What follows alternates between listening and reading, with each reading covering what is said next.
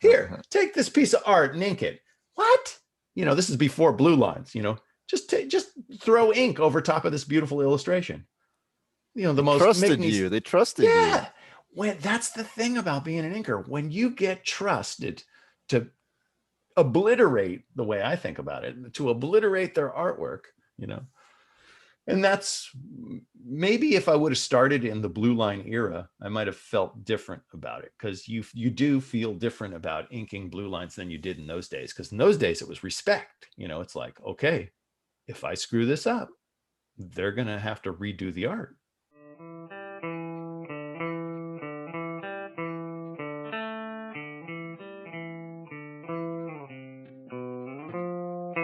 Welcome to the Comics Cube, everyone. Today I'm talking to Mick Gray. How are you, Mick? Doing terrific. It's a nice day in Monterey County, California. It looks like we're gonna get a big storm coming through. Oh, good luck. We need rain. That's true. You do, but at least America's, not out of the woods yet, but getting there. Yes. So first time, a running theme through these interviews thus far has been that not only can inkers make or break a comic, sometimes inkers can tend to be better draftsmen than the pencilers. How do you feel about that? Well, that can be the case. Yes. In my case, I don't consider myself a great artist. I don't consider myself a penciler at all. I really don't have the abilities. The guys I've worked with, J.H. Williams, Barry Kitson, Ryan Sook, Lee Bermejo, those guys are professionals, and they are comic book pencilers. What I do as an inker, to me at least, and a lot of people think different, but I mean, to me, it is a specialty. I have honed the use of a brush and the use of a quill and the use of pens to the point where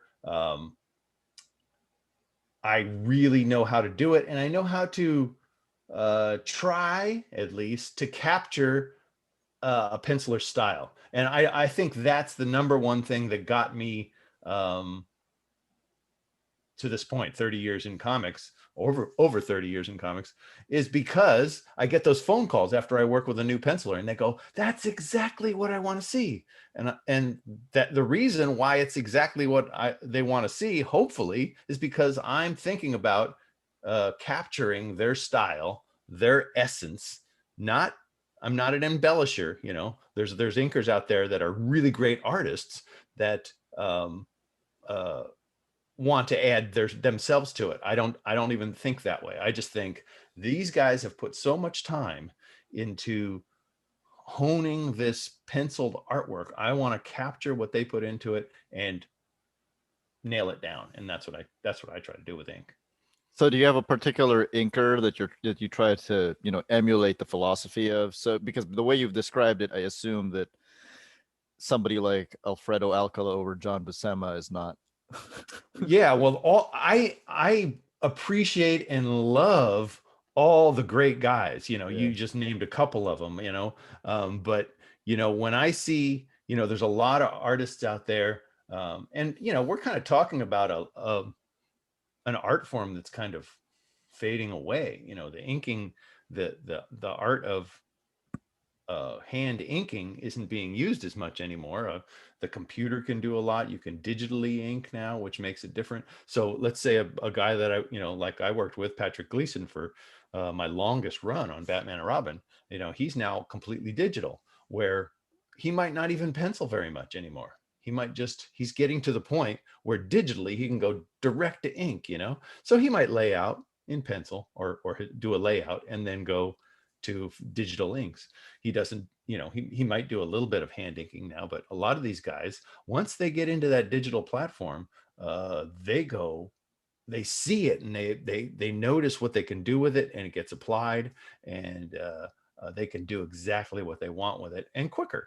But my favorite guys, I like the guys that ink the guys that would ink themselves. One of my favorite guys is Steve Rude, and he can take a Sharpie and ink his work, and it just looks unbelievable. So when you can take the cheapest of tools and make your work look like masterpiece, that blows me away.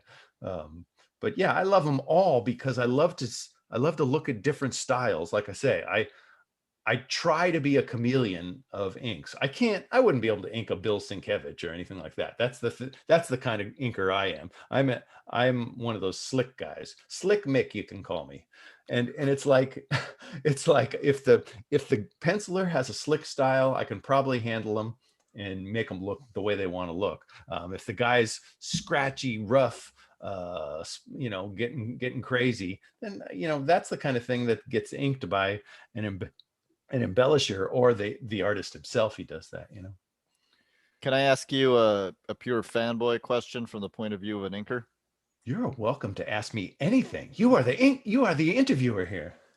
Who is Kirby's best inker? Joe Sennett. Okay. No question.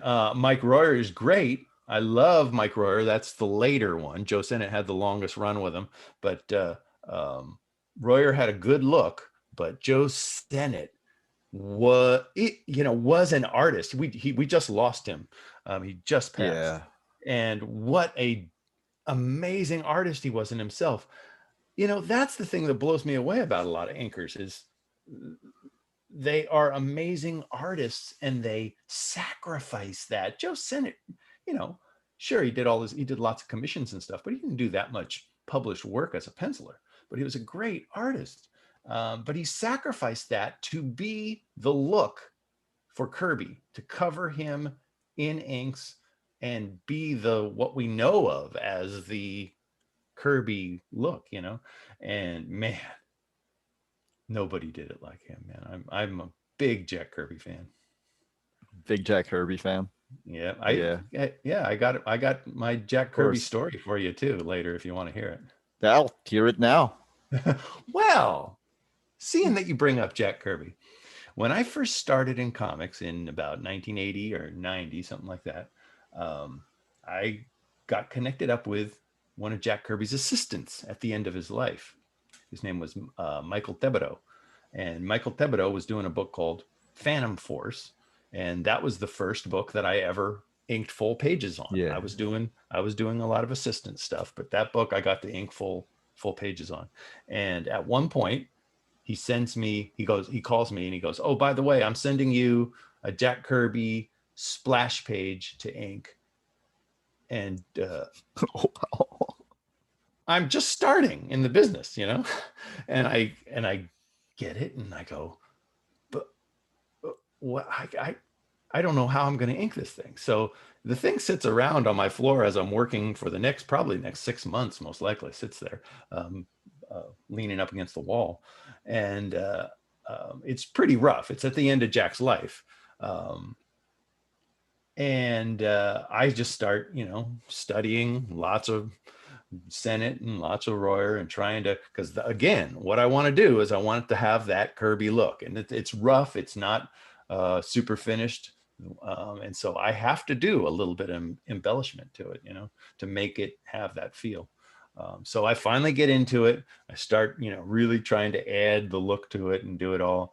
And his signature was rough. It was shaky. And I took a signature from 1970 and put it, inked the signature, Jack Kirby's signature in. So it looked like it was sharp and precise. I was semi-happy with it. It turned out okay. It was I was nervous and doing it. And so it goes off to be printed in Phantom Force. It's the opening splash page to Phantom Force number 4, I think. And then flash forward, maybe 28 years, something like that. And I've always been telling the story that I inked Jack Kirby's pencils. Let's go back again. Sorry for flash forward. I flashed forward too fast. Flash forward 2 years or 1 year to San Diego Comic-Con, and I'm walking along the floor and I run into Jack Kirby And it's the next year, I think, because he died within 2 years of that. Yeah. So, yeah. And I go, Jack, my name is Mick Gray. Oh, hi, Mick. Yeah, I inked that. And he goes, yeah, the splash page looked great, man. You really nailed it. It has the Senate feel. I get the chills right now. I'm getting the chills up my spine because he said it's got the Senate feel to it. So I'm like, that's all I want out of life. I'm done. I don't need anything else, And so I get to meet Jack Kirby. I had met him once before. That's my first Comic Con, I think. Before I was even working in comics, maybe 3 years before that. And I was on the floor before the show opened, and Jack's just sitting by himself at a table, and I walk up to him and interview him and talk to him for a few minutes. And we talk about, when we were kids, drawing on the table and getting in trouble at school and stuff like that. And, he had some great stories to tell me. Of course, he didn't remember meeting me then.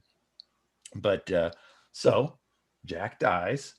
Flash forward again 28 years, and I start, I've always told this story about inking this page, and I post it on a Jack Kirby Facebook page or whatever, and some authorities chime in and they look at I a lot of the time I would post the original pencil Xerox and my inks next to it so that people could see it. Another thing about it, I inked it right on his pencils. If you know anything about Jack Kirby pencils for the last 20 years at least, people don't ink them. They are holy grail. You just make a blue line and you keep the pencils. This is 1990. I didn't know. It's your first job. Yeah, Michael sent me the pencils and I inked the damn thing. And so when I post this a few years ago, people start going, that doesn't really, I don't think that's Jack Kirby pencils, And I'm like, well, Michael Thibodeau was his assistant, and the whole concept behind Phantom Force was, hey, Jack, you owe me, or you owe me some money for work that I've done, and would you rather just help me produce Phantom Force? Dream up a universe out of Jack Kirby's mind. How many universes are in Jack Kirby's mind, right? And so Michael got some help to do Phantom Force. And so I'm looking at it, and Thibodeau always told me that it was Jack. But in those days, in a lot of different situations like this, Kirby and many other people had a stable of artists. When they get older, they'd have guys ghosting for them and helping them, So this will go down in infamy, as we'll never know. I talked to Michael Thibodeau afterwards, and he said, Jack handed me the art. I assumed it was his art. That's the only thing I can tell you. And I worked with Jack, and sure, he was getting old and it was a little rough and stuff, but so I always say, Jack touched it. I know that because Jack gave it to Michael Thibodeau, and he did something on it. But there were places on the art, on the page, where you could actually see where it was like almost a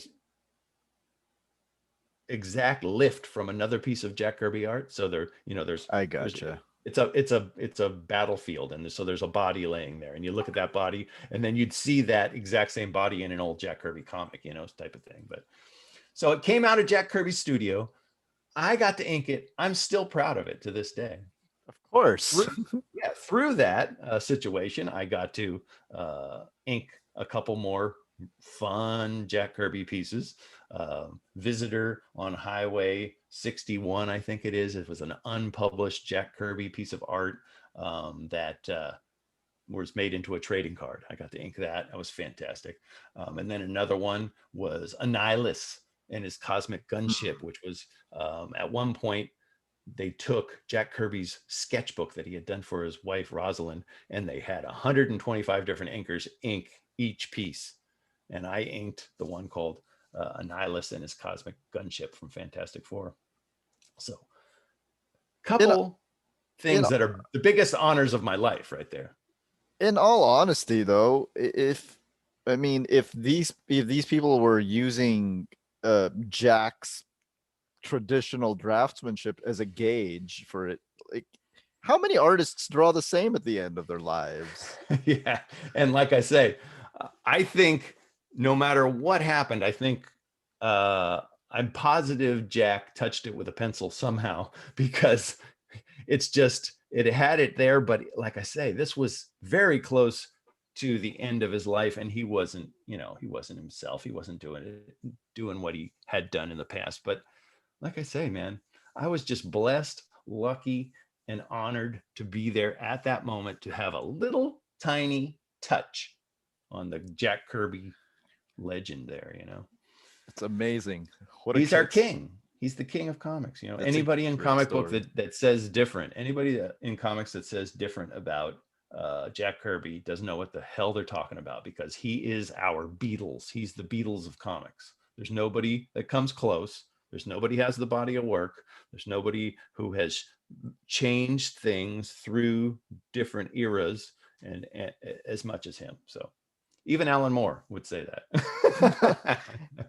I know Alan Moore continually sings the praises of Jack Kirby and Will Eisner, and I think if you put those two together. Oh God, Eisner's the other guy. I mean, Eisner's the other guy. Now I do have an Eisner story too. Now I want to hear that too. This one's quicker. And it relates. San Diego Comic-Con, what was it? 2001. We win an Eisner Award. Yeah.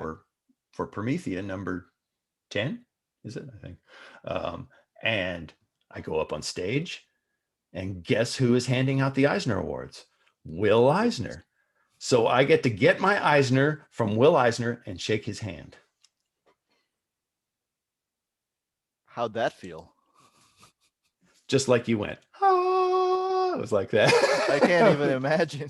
It was godlike. I mean, to this day, I go, wow, you got an Eisner? Cool. I got an Eisner from Eisner. He gave it to me. It don't get better than that. I mean, you don't get an Oscar from Oscar, but I got an Eisner from Eisner. Was it, who accepted the award? Was it you and JH? Yeah, me and JH was Jeremy there? I can't remember. It seems like there was somebody else on stage with us, but I can't Scott remember. Dunbier. Yeah, well, Scott was there too. Yeah. Our editor in chief, great man, Mr. Scott Dunbier. Definitely not Alan. Alan was not there. Hadn't been at Comic-Con even before that for I think 15 or 20 years, something like that. Well, I can't really blame him if people were really following him to the bathroom. From the little bit that I know about the little stories of the last time he did Comic-Con, I can see why he didn't do it again. Yeah, it sounds crazy. So moving back to a few years before that, though, the first time I noticed your name in a credits box, you were inking Spider-Man over Ron Lim.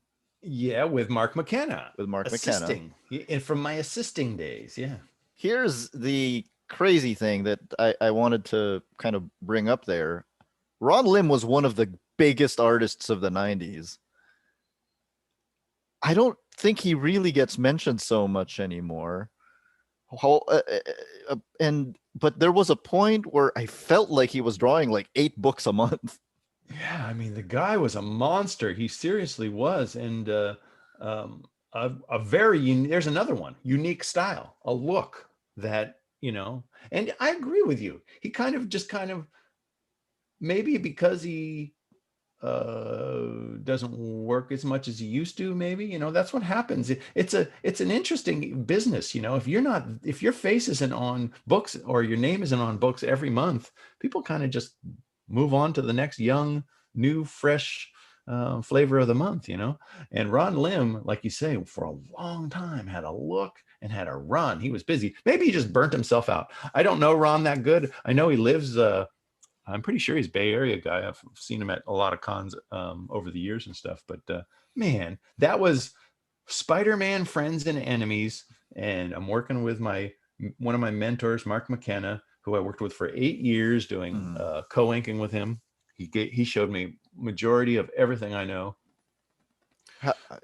What did you take out of that experience? Oh, I took everything. Like I say, I mean, before the way that started was I was working at a locally in San Jose for slave labor graphics, Dan Votto, and Dan sold the Griffin, which was a little San Jose superhero book, to DC Comics. And then when DC Comics got it, they went, oh, okay, well, we're going to have Norman Felkley repencil this whole book, and we're going to put it out as one of the original graphic novels. That was one of the original graphic novels that came out in 1989 or something like that. Pretty early. There was already, Dark Knight Returns and other stuff coming out by that time, but it was pretty early in that. And I got a call out of the blue one day.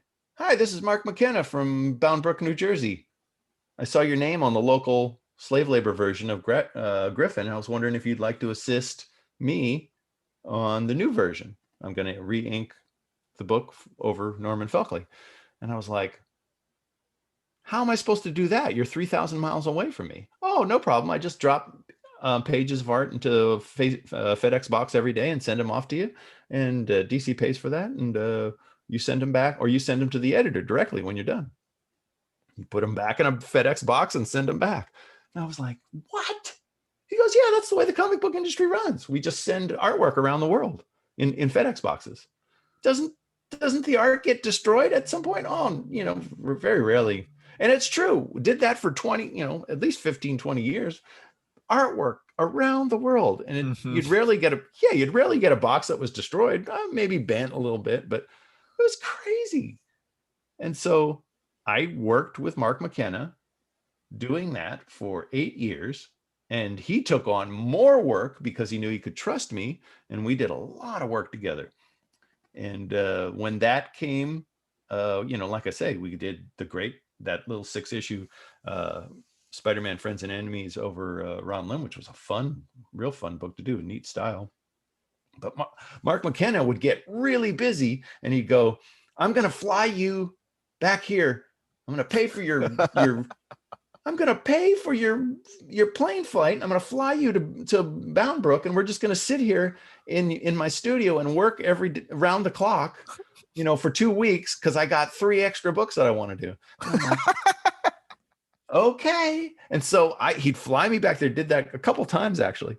And I'd fly back to Bound Brook and stay at his house for 2 weeks. And we'd do 2 or 3 books at a time. And he had his best year ever because I was just there helping him as much as I could to get as much done as we could. And I could stand behind him and look over his shoulder and watch the way his hand moved and the way he did his brush strokes and stuff. And so I learned a lot doing that. And we became, buddies forever, man. I mean, we were tight. We got hooked up with Mike McCone about that time too. And we became the Mac Attack. Mike McCone, Mark McKenna, and Mick Gray. And so we worked together on a lot of stuff, and it was a great team. We love each other. We got along good. We giggled all night long. We'd get into giggle fests as we worked. 3:00 in the morning, we'd be drinking coffee and having a ball, but working our asses off. But I learned everything from Mark McKenna, pretty much, because I got to watch him do it. So stay in touch with him to this day. He's like I say, one of my mentors. My mentors consist of guys like Mark McKenna and Frank Sirocco. Is a local guy that I'm really good friends with. And all my early guys that I worked with, Norman Felkley, Alex Shakeman, the local guys that let me ink them the first time. Here, take this piece of art and ink it. What? This is before blue lines, just throw ink over top of this beautiful illustration. The most trusted you. They trusted you. When that's the thing about being an inker, when you get trusted to obliterate, the way I think about it, to obliterate their artwork, and that's maybe if I would have started in the blue line era, I might have felt different about it, because you do feel different about inking blue lines than you did in those days, because in those days it was respect. It's like, okay, if I screw this up, they're gonna have to redo the art. But now it's like, if I screw up this blue line, I'll print another blue line and I'll do it again. So is there more room for interpretation now? I think it opens you. I think it opens you up. That's a positive about Blue Line. There's a lot of positives about Blue Line. Actually, I had to go kicking and screaming into it, but once I got into doing inking on Blue Lines, I just said, there's nothing better than this, because you relax. And what's better for a brush line than being totally relaxed? You're not scared. If you mess up, you can redo it. You can remake it. And so, yeah, it opens it up. Let's say, oh, I'm going to get a little rougher and I'm going to get a little scratchier. If they don't like it, well, it can be I'll sell this as a commission and I'll redo it the way they like it. So it's just a mindset that you're not worried about doing something wrong with it, and that opens you up to interpretation, right? Totally. So anybody that says, oh, no, Blue Lines, nobody likes that. It's the people that don't like Blue Lines are the people that buy original artwork. In general, a good chunk of them, they want to buy original artwork that has the original pencil underneath it. And if it doesn't have the original pencil underneath that ink, it's not the original artwork. Well, my friend, my inks are what you see in the comic book. You don't see the pencils, So my inks are the original artwork, and in my case, you pretty much are in good shape because I don't change.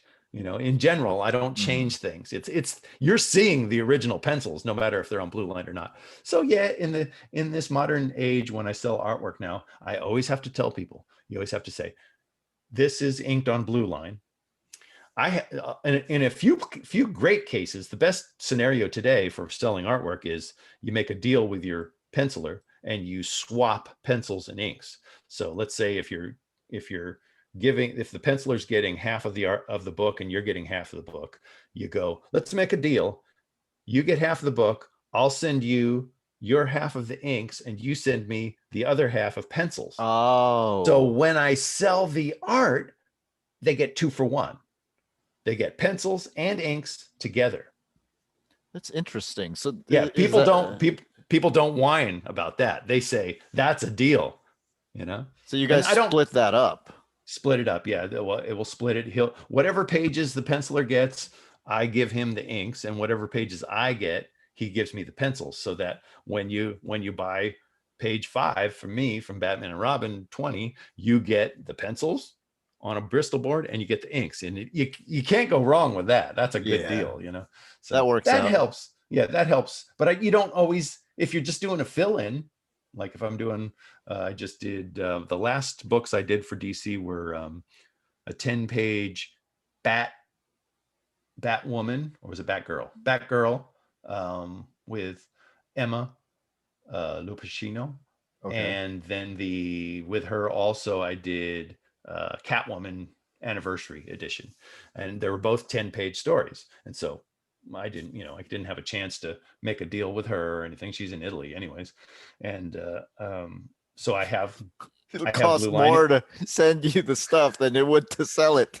I mean, sometimes those kind of deals come in when you've made a relationship with the penciler. You've made a relationship and you go, okay, if it's going to benefit you, because it's hard. Sometimes it's hard to sell pencils too.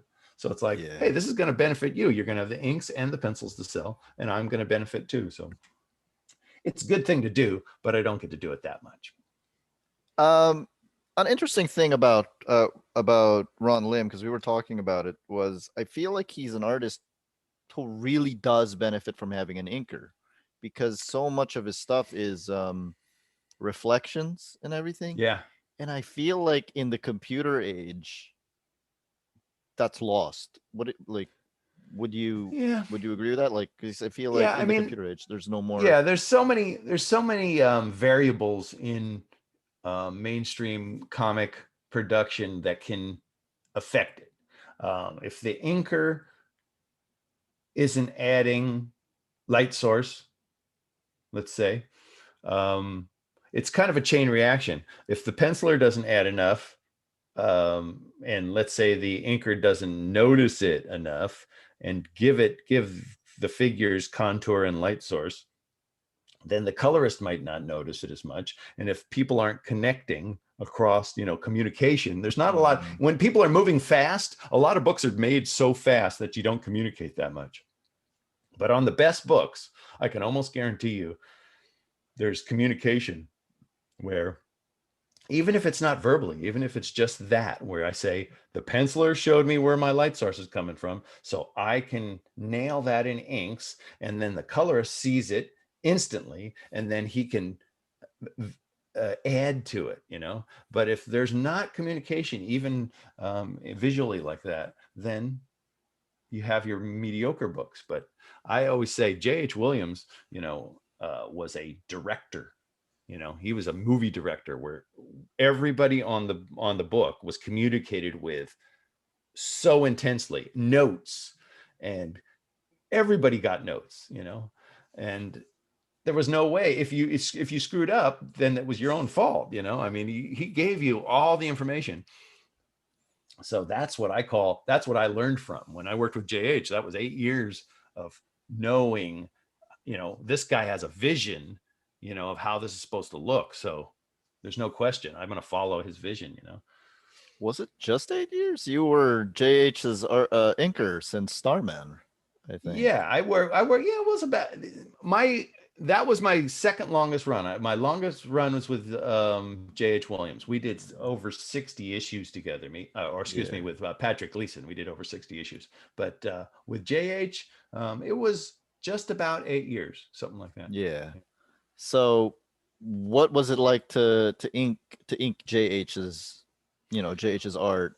Well, from the beginning and at the end. Yeah. In the beginning, where the way I met him was at a convention. I sat next to him at a Bay Area convention, and he was frustrated with his first inkers. His inkers weren't giving him what he wanted.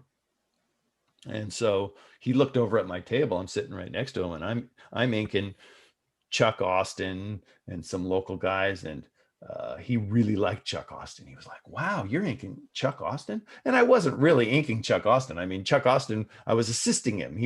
Chuck Austin's inking the figures, and I'm inking all the backgrounds. And so I was a background inker, but he was still impressed enough to go, hey, would you like to try this? He had I think the first thing I ever worked with him on was a Judge Dredd pinup. Mm-hmm. And I said, geez, I'd love to ink this. So I inked it. He was happy with it.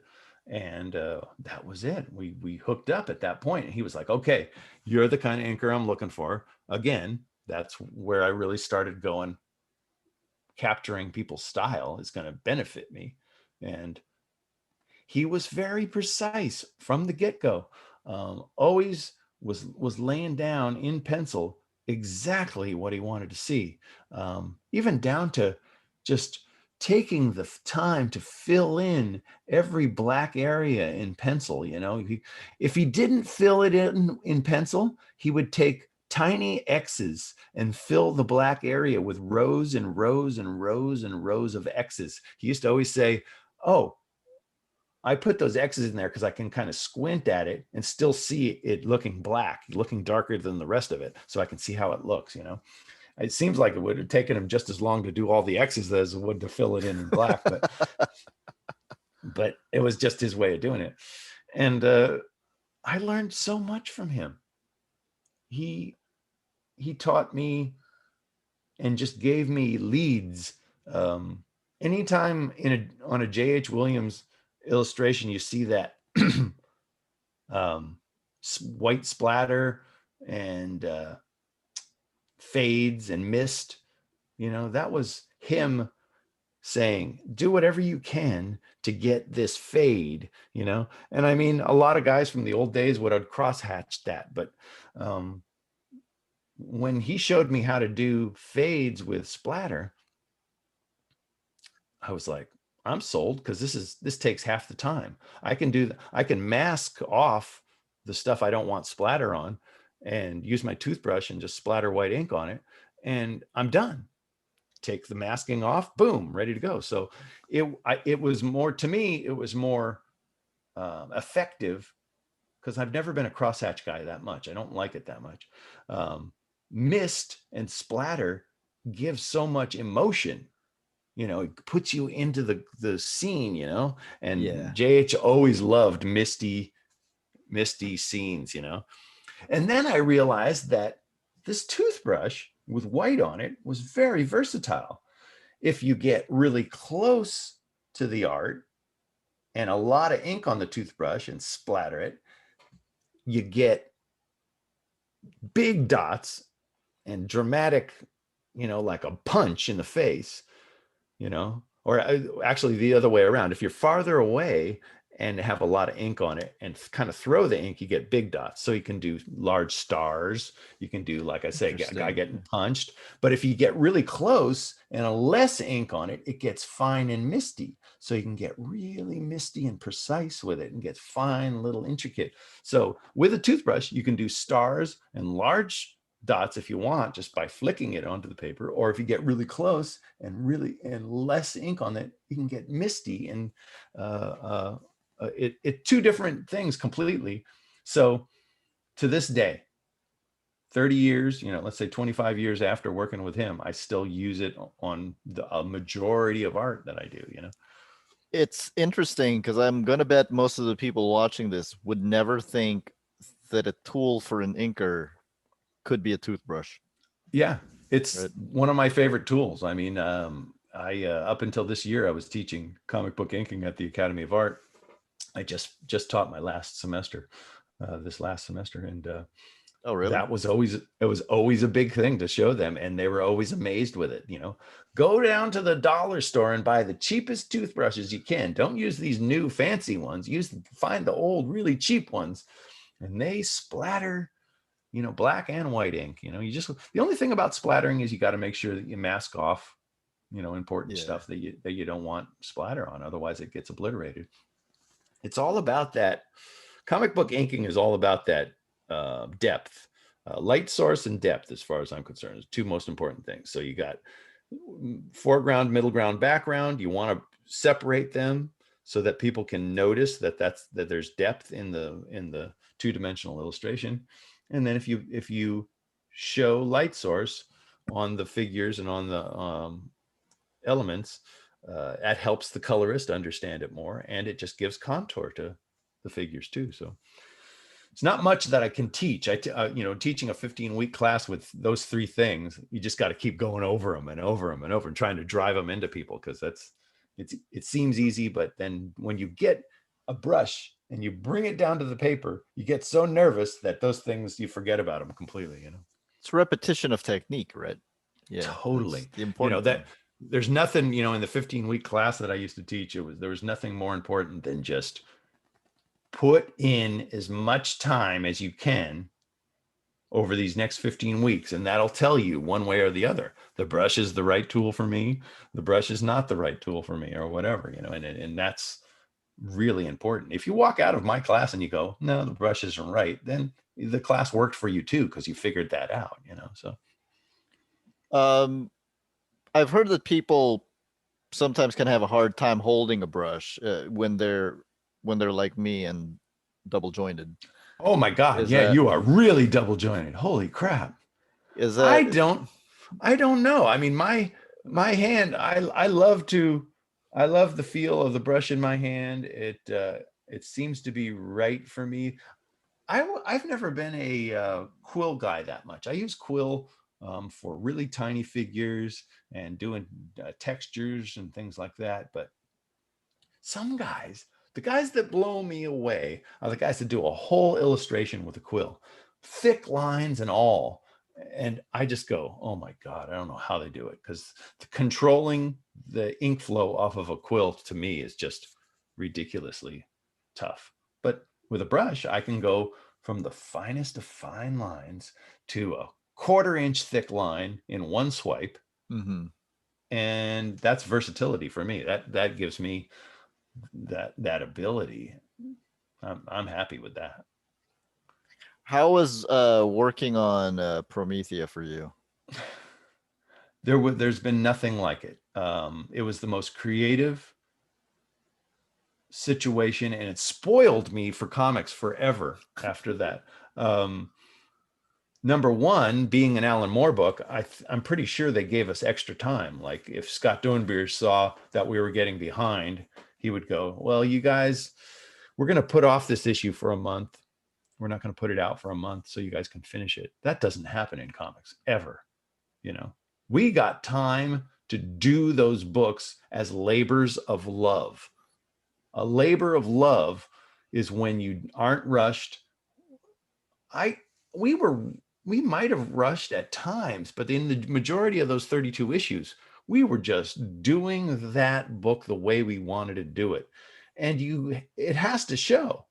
I mean, you look at so much of the intricacies of how much detail and how much effort was put into those books. And then you think about Todd Klein, designing different fonts and different logos for every book.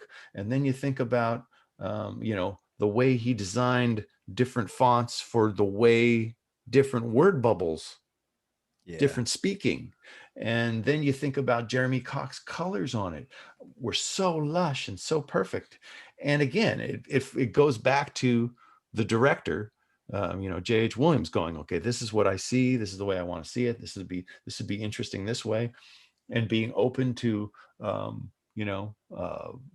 our opinions on it. And it just was the ultimate creative situation. And that book, being about muse, Promethea is a muse to the writers. There was a muse involved in that. It really was. There was, you can feel the creative juices, and you can, by just looking at the book, it was magic. Even the way that ABC Comics developed. I remember sitting at a panel in San Diego with all the creators of ABC Comics, and they were all telling their stories about how they came onto their book. And it was magic. I mean, Alan Moore, it seems like, sent some energy across the pond and said, this guy, and then Alex Ross was kind of grabbing him up for him over here and said, these guys would be good for it. And then I remember I'm blanking on Kevin Nolan, who did Jack Be Quick. He was like, I was living in the Midwest and I love drawing cows and stuff. How did he know that I love drawing that stuff? And so it was like those kind of things you go, wow, that's really interesting. And then he picks JH to do, this real cerebral, esoteric, spiritual. I consider it the most spiritual comic ever done, really. That's the way I look at Promethea. And it's like right up his alley.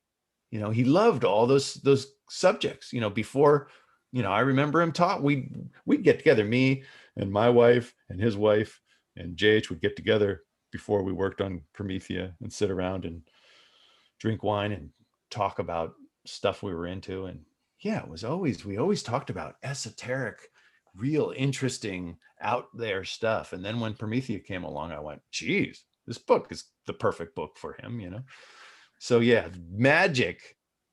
We all know Alan Moore and about magic, being known as a magician, it was, as far as I was concerned. I cannot say that happened, by chance. It didn't. Not 6 times, not for 6 different books or whatever the ABC line was.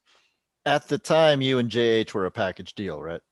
Yeah, that was neat. That was the first time that had ever happened to me. I was like, okay, so we are a penciler and inker team, and wherever he goes, I'm riding his coattails, and I'm ready. I want to, and when he would say you made him look good.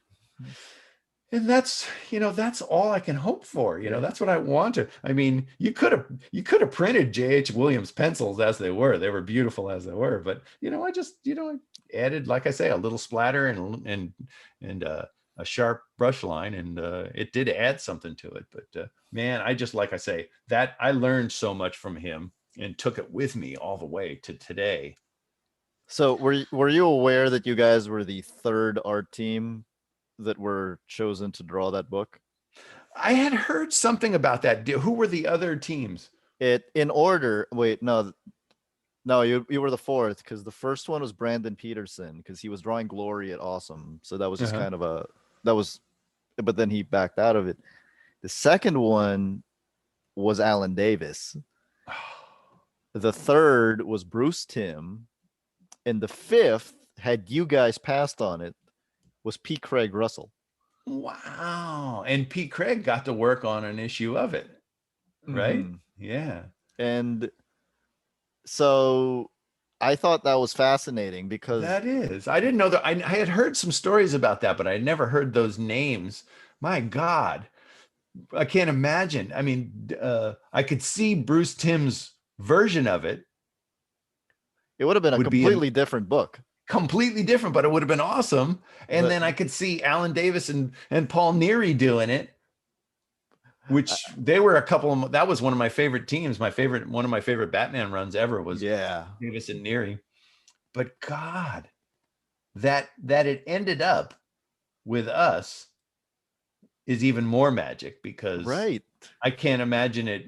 Frank, I mean, as much as I like those guys, I can't imagine it being better than what we did. What we It, did on that book is just unique. It's going to go down in history. I swear to God, it's going to go down in yeah, history as probably, Alan Moore's. I don't know if it'll be the greatest thing he ever did, but it's like I say, it being as spiritual as it is, it's so important. I even get Alan Moore fans sometimes go, yeah, I'm a big Alan Moore fan, but I really haven't been able to get into Promethea yet. And I go, my friend, just buy it and put it on your shelf. And when your head is in the right place, you'll be able to understand it, and it'll be good for you. it will change your life. It will change your life. That's the way, spiritual readings are supposed to be. You're supposed to be able to read them, and they add something But the to the reason I way you brought think. up all those other artists that were slated to draw it was, you're talking about magic, and at the time, those guys had a much bigger profile than you guys, and I'm like, Yeah, it's so so true. it is kind of magical that it landed with you guys. Yeah, it's crazy, but it changed everybody's life, on that did it. It was something that it set me in that mode of, well, this may be the fate of my career, where I jump on people's coattails and I'm with them until they get so good that they know that they don't need an inker anymore. They're either going to go away and become painters, go away and just ink themselves, go away and do something else creative, and I have to move on. And that's pretty much the way my career has been. I've jumped from one really great guy to another, and been lucky enough to be there when they didn't need, or when they wanted, an inker. And um, Ryan Sook, Lee Yeah, Bermejo, Barry Patrick Kitson, Gleason, Barry Patrick Kitson. Gleason. These guys are some of the best. I've worked with the top echelon of the business, and I'm Yes, you blessed. have. I feel blessed, and I learned something from each one of them, and hopefully added a little bit of something to each one of them too. So.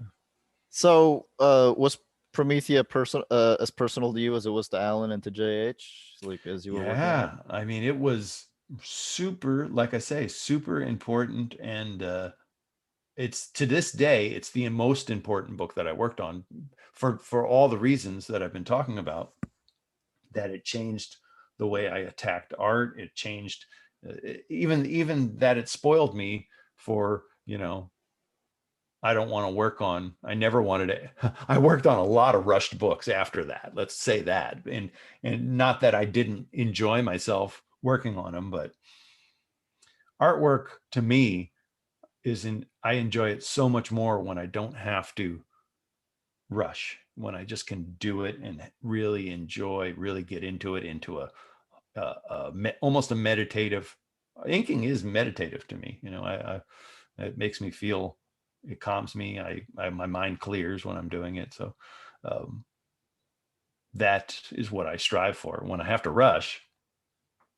So anytime you're working on a fill-in book or anything like that, oh, we brought you on because we're way behind, tough. I don't like Interesting. You're not the first inker who's told me that inking is meditative. There's that. something Yeah. about the brush hitting the Oh, board. yeah. Most art is, I mean, if you're penciling might be different because there's a lot of things you got to be thinking of. You're thinking about, oh, I'm telling the story here. The artwork has to be laid out this way. But inking in general, if you're not trying to fix or change things, I don't think that much. I'm working with really, really good guys, so I can clear my head and ink. I know how to do it so bad. I know how to do it so it's innate to me that that I don't have to think, oh, am I doing that line right? No, I'm just doing the lines the way I know how to do them. And Yeah. so yeah, it does become meditative. Yeah, JH was telling me that the way you ink him, he feels like he's become such a mishmash of styles that it's kind of imperative that he has to ink himself because there's just so many styles going around in what he does now.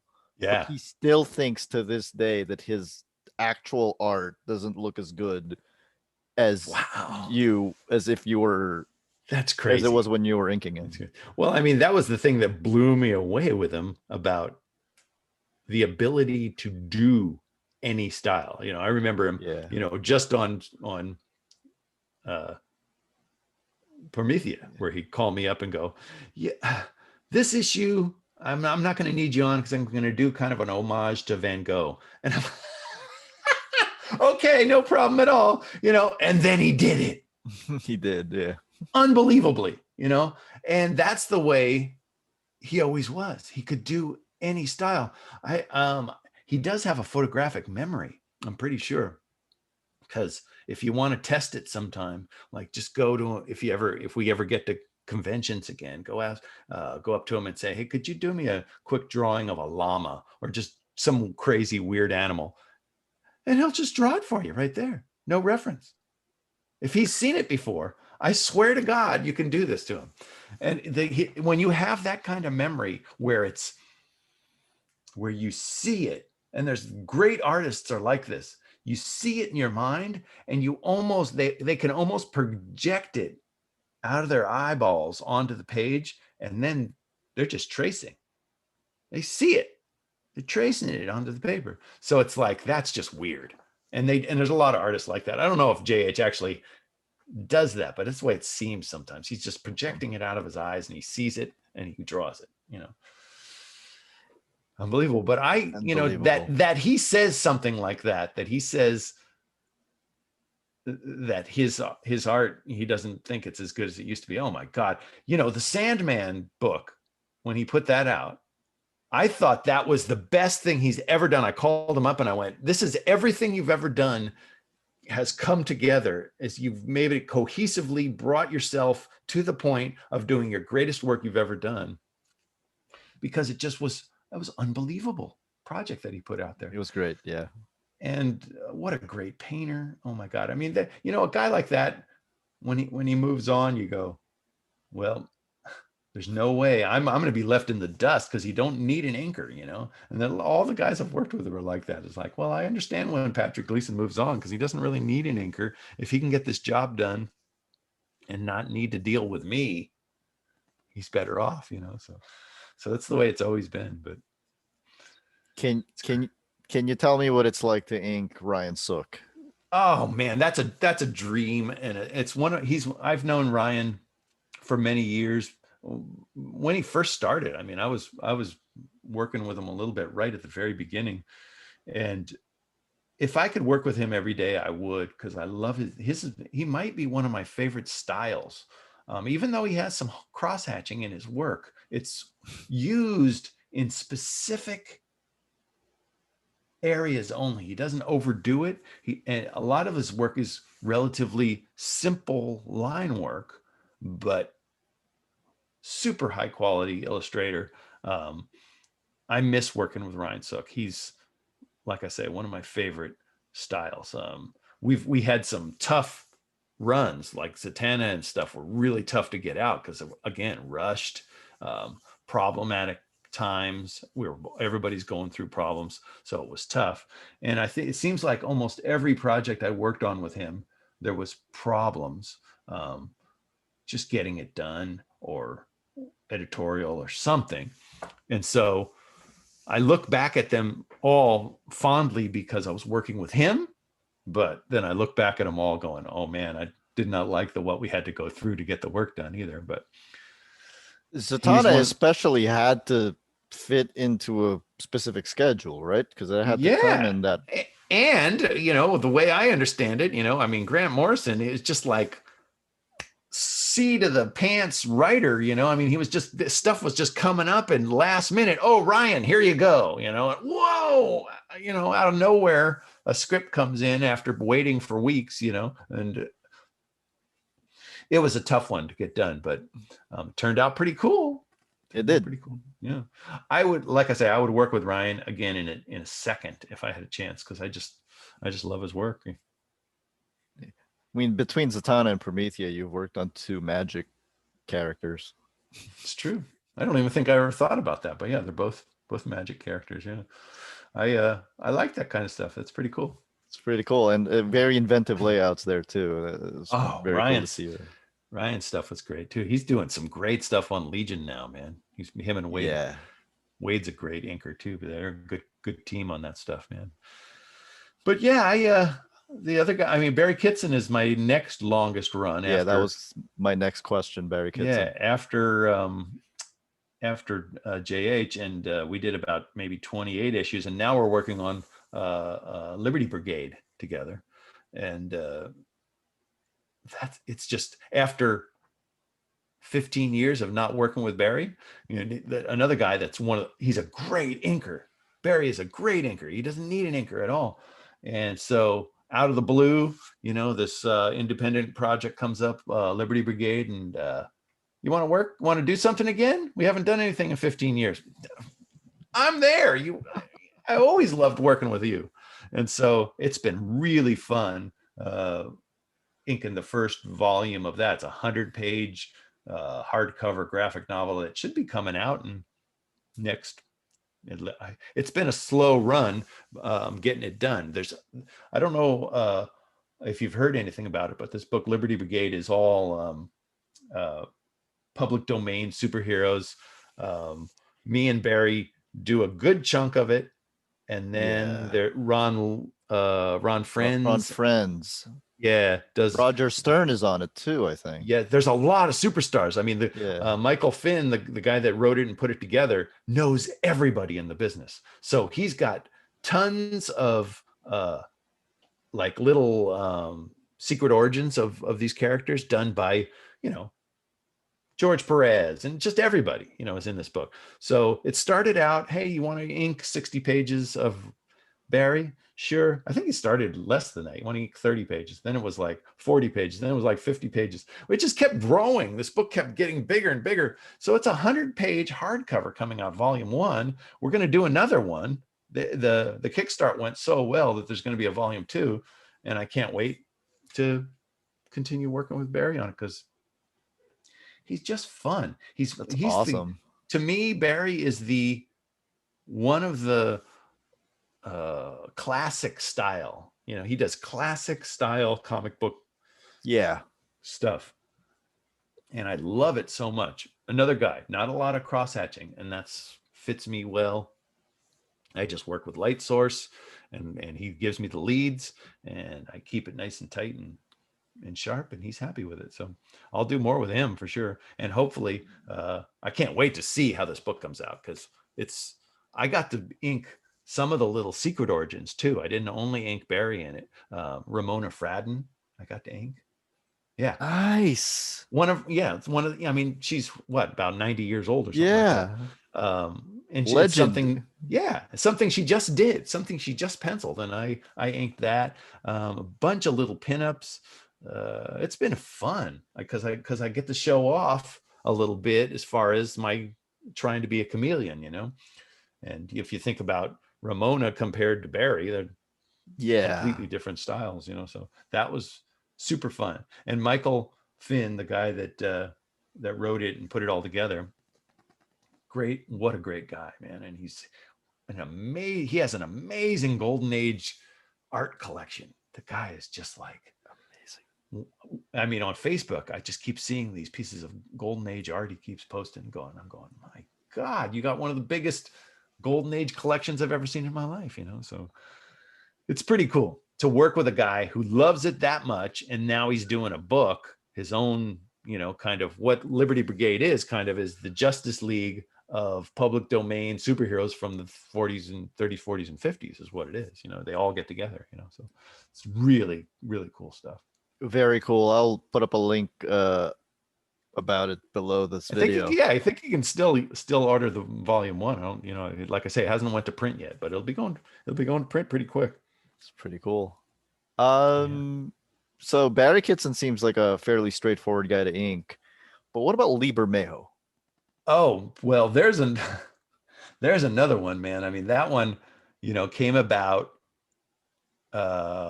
from Scott Dunbier when Lee was just a kid living in San Diego and found him, and he's working on Batman versus Death Blow.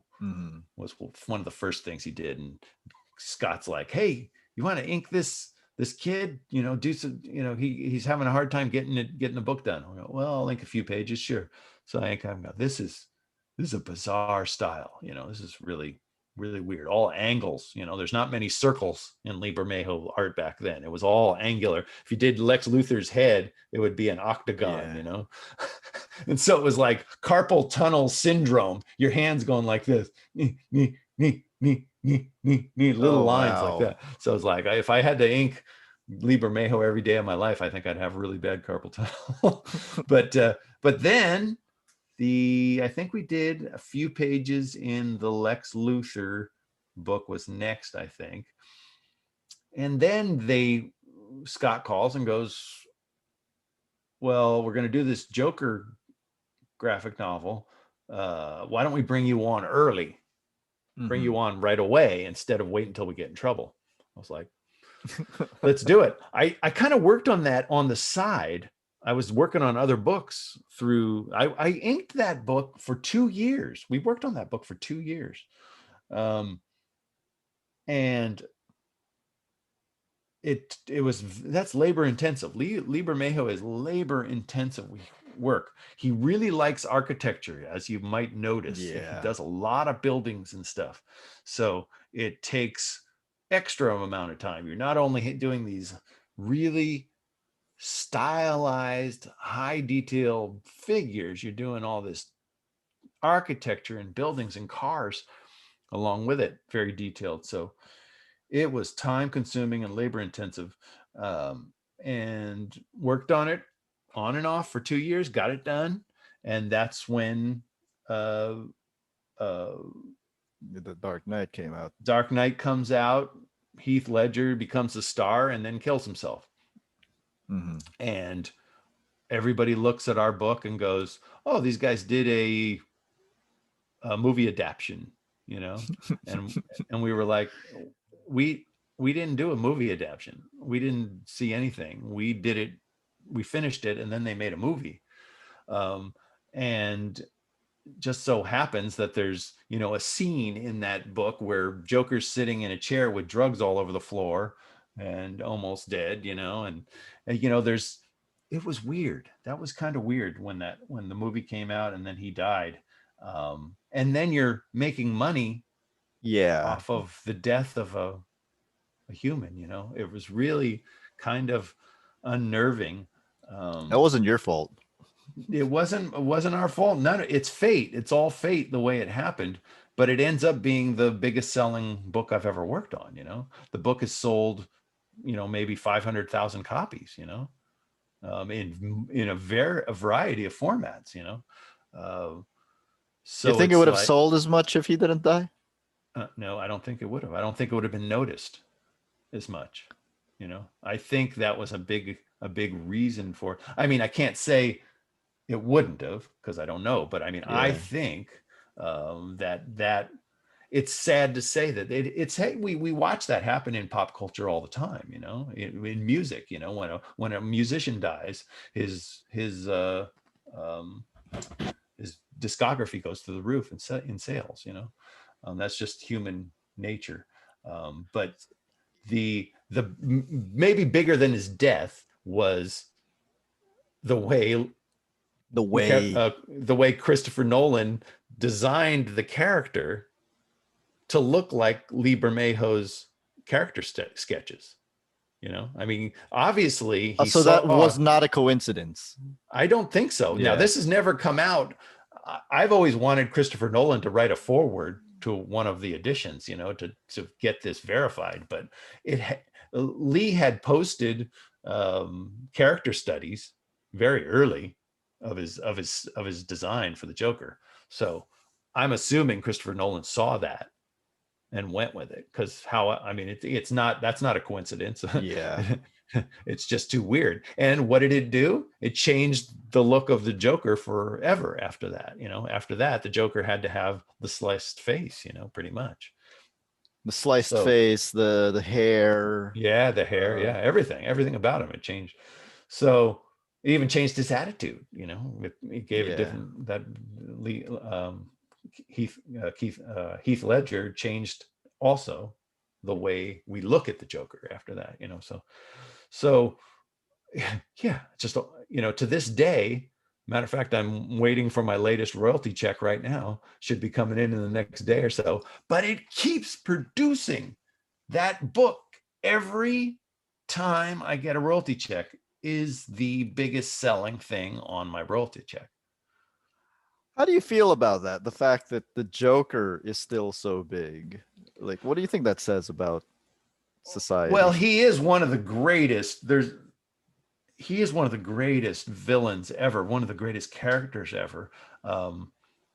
And it's I understand it. I mean, I totally understand it. I love him. I love the Yeah. Joker so much. I mean, I go, you know, you go to Alan Moore's Killing Joke. The Killing Joke, and you look at the way he was attacked there and used, and it's so good.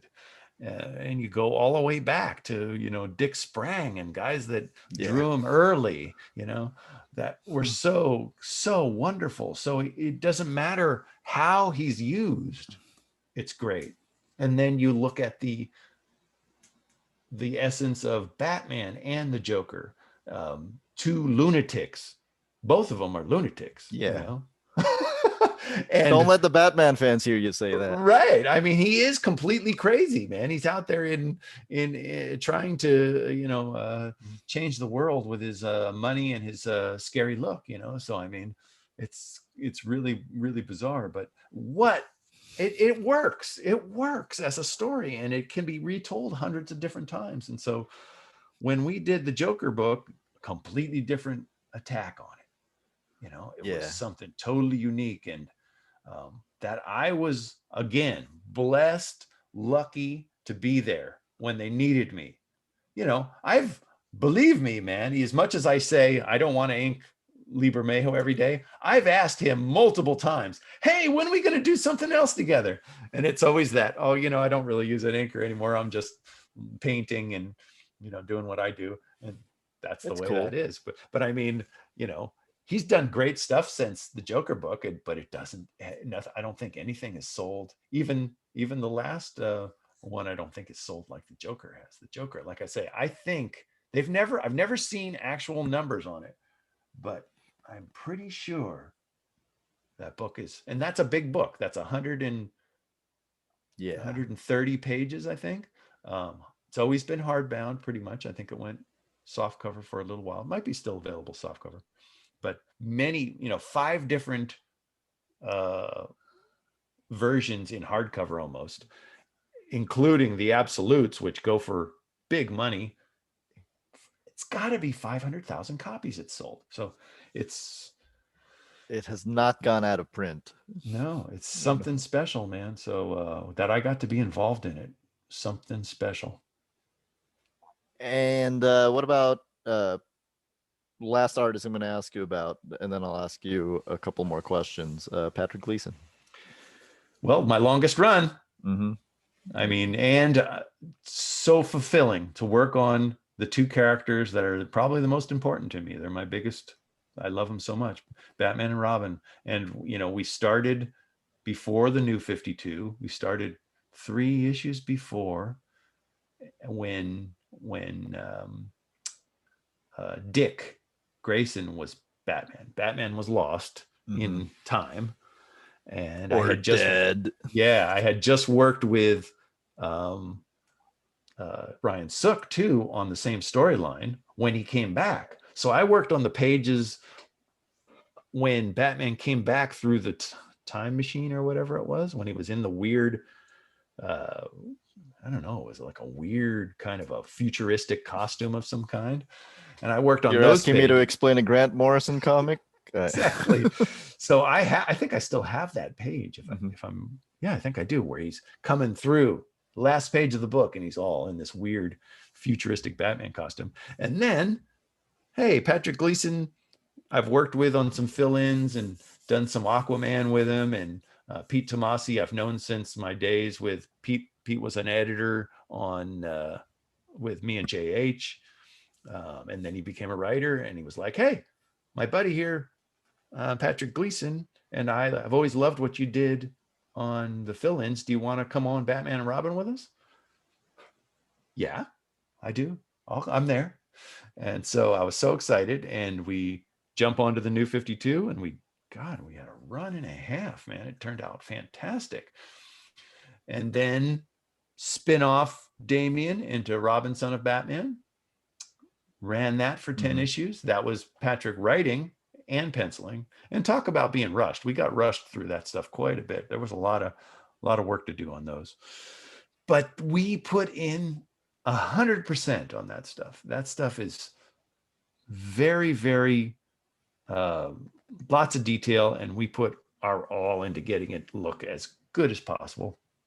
And then we jump over to Superman and do Superman for another chunk of issues.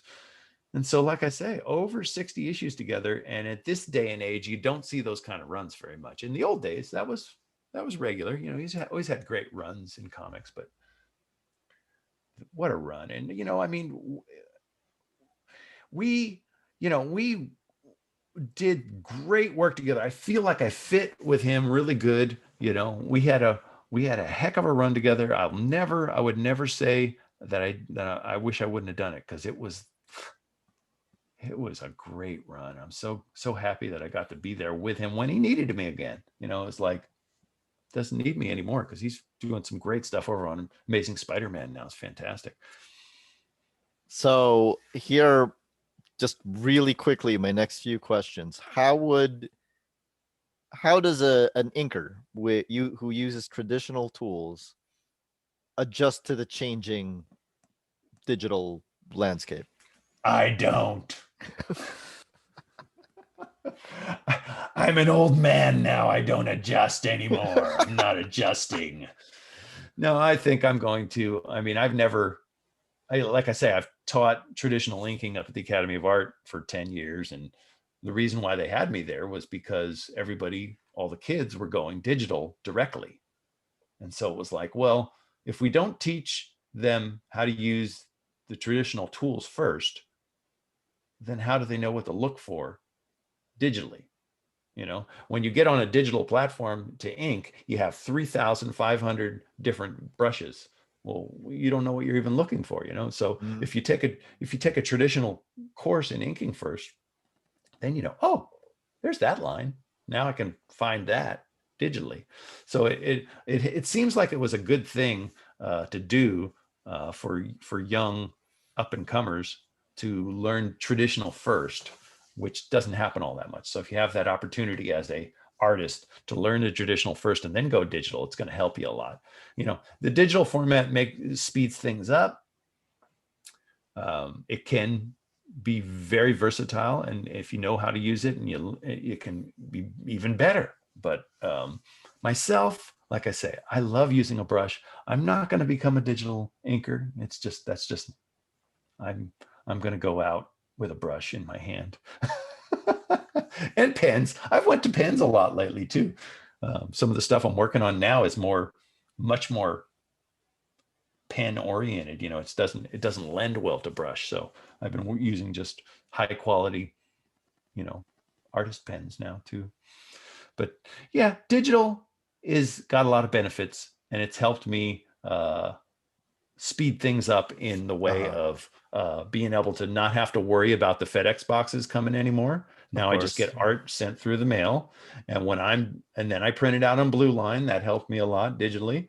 And then when I'm done with it, I can scan it and send it to wherever in that fast, and saves the artwork from being sent through the mail again.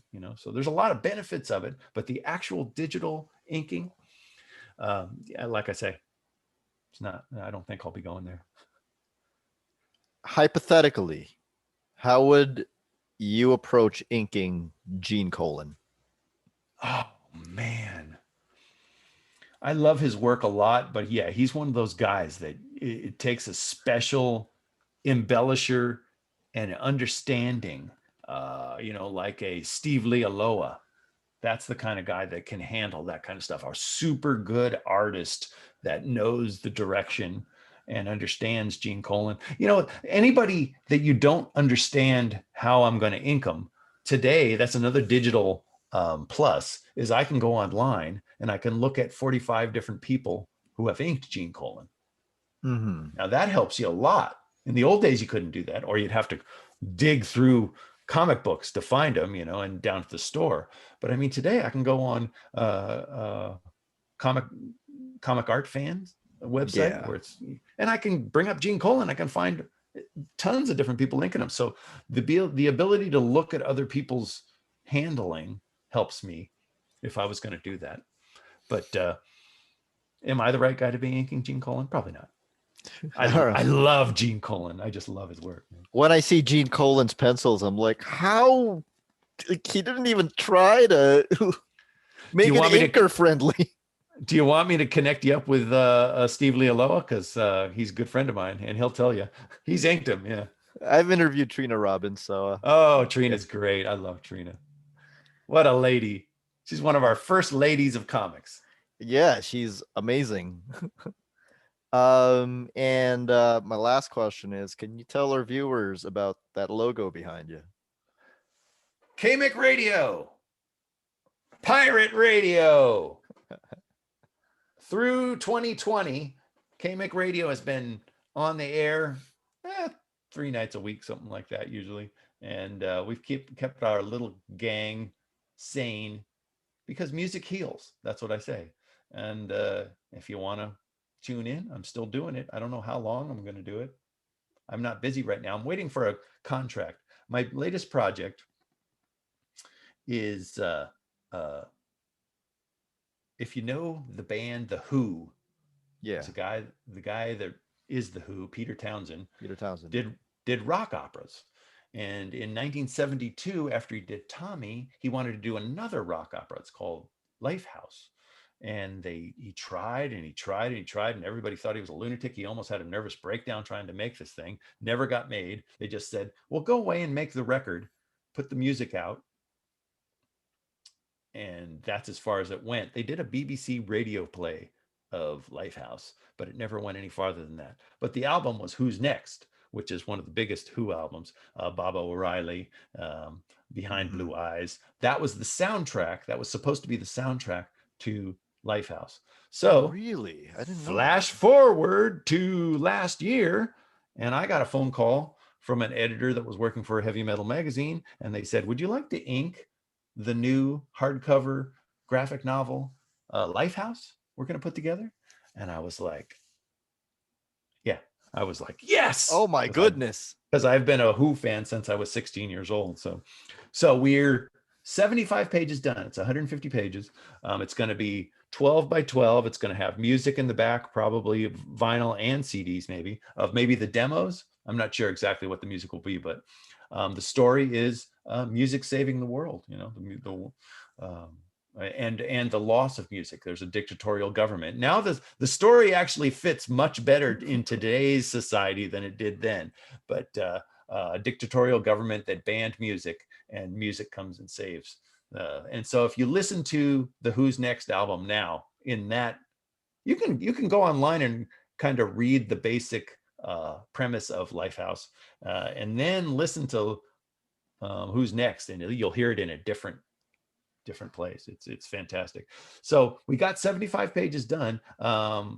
James Harvey was the co-writer. Got together with Pete Townshend. Pete, and said, what's your favorite versions? To give me the 3-4 different scripts, and we'll put them together and make it work just the way you want it.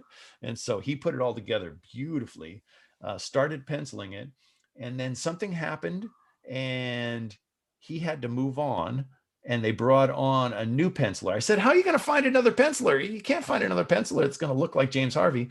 They brought on this fellow by the name of Max Prentice, and he looks a lot like you probably won't tell the difference of the pages that I inked of James Harvey and the rest of it. And so Max came on, we continued to 75 pages, and then Pete decided to take it to a different publisher. That was over 6 months ago. So I haven't touched the book in 6 months. Can you name who the different publisher is? Rockbox. Okay. So small publisher, but it'll be distributed by a very large name, pretty sure. But anyways, haven't got my contract yet. It's supposed to come back in. I mean, obviously the thing's going to happen. They're not going to pay us for 75 pages and then say, sorry, we're not going to finish this thing. And then let it go. Yeah. Right. So I'm hoping, fingers crossed, in the next week or so, I get back onto it, because I'm chomping at the bit. So excited about that, because this, to me, I mean, I'm a music fan. Yes. Go back to KMIC Radio. I do this. I'll do this until I die. I'll stop doing comics before I stop doing this, most likely, because this is my favorite thing in the world. And the Who were so big to me since I was 16, so that I'm working on this book at 61 years old is probably the most important project I've ever worked on in my life. I love Promethea. It was a big deal to me, but now this, I get it. It's Pete Townshend's baby that he wanted to make into it. Now, check this out. When this book comes out, 150 pages, 12 by 12 inches, music in the back, Hollywood sees it. Pete Townshend's dream could actually become reality because of us. That's awesome. It could be the storyboard for Hollywood. So in the next 5 years, if you see Lifehouse as a rock opera in a film, it'll be because thank of you guys. me a little bit. You can thank me a little bit for it. I love it. And don't forget to go to YouTube and check out the Deep Cut podcast also, which is my interviews with many different really interesting musicians. Shel Talmy, the producer of The Kinks' You Really Got Me. He's one of my latest interviews. John Langford from the Mekons, Willie Nelson's son, Micah Nelson,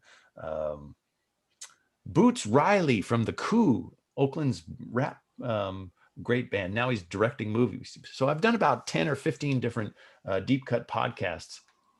And the reason why I do music interviews is because I'll go to a show and I'll bring a comic with me and I'll go, hey, Boots Riley, my name is Mick Gray. I work on comic books. And they go, wow, this is really cool. So it's an instant connection where they go, you're an artist. Wow, I'm an artist. And I get to meet my heroes in music and made those connections over the years to do interviews too. So awesome. I live a blessed life.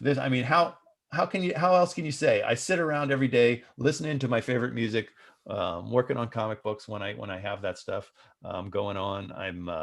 I just moved into a brand new house. I'm just happier than hell, and life is good. Amazing. Thank you, Mick Gray. Thank you for having me, man. This has been a blast. I appreciate you checking in with me. And thank you so much. I just want to say on the record, thank you so much. I told you off the record, Promethea was the most important comic of my life. It changed my life. Man.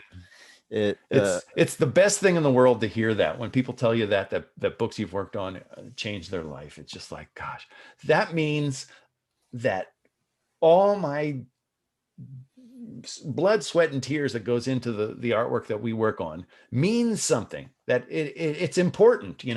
It's not just a comic book, it's literature of some kind, and it's got pictures that are just in your mind for the rest of your life. You see those pictures, you see those pages, so it's the best thing in the world. Forever. Yeah. Forever. And go on Facebook and join the KMIC Radio group and come and enjoy pirate radio with us in this day and age. If you can't go out to the nightclubs, I'll tell you stories about when I used to go up to the nightclubs. We used to have fun. Awesome. Thank you so much. Thank you, man. Let's talk again sometime. Absolutely.